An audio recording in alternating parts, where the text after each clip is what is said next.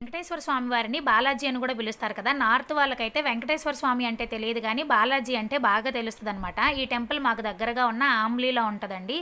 ఎక్కువగా మన సౌత్ వాళ్ళే ఉంటారు. కేరళ వాళ్ళు, తమిళనాడు వాళ్ళు, ఆంధ్ర వాళ్ళు, తెలంగాణ వాళ్ళు వీళ్ళే ఎక్కువ కనిపిస్తూ ఉంటారనమాట. పండితులు కూడా ఎక్కువగా వాళ్ళే ఉంటారు. టెంపుల్ చాలా ప్రశాంతంగా అనిపిస్తుంది. వచ్చిన వెంటనే శివలింగం ఉంటుంది.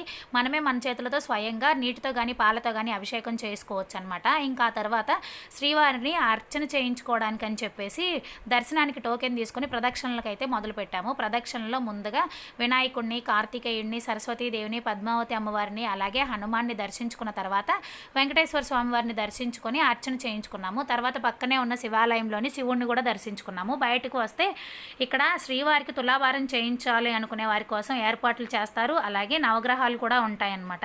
అలాగే బోలెడని కల్చరల్ యాక్టివిటీస్ నేర్పిస్తారండి. పక్కనుండే వారికి అయితే చాలా బాగా హెల్ప్ అవుతుంది. ఈ చిన్న వీడియో నచ్చితే చిన్న లైక్ చేసి సపోర్ట్ చేయండి.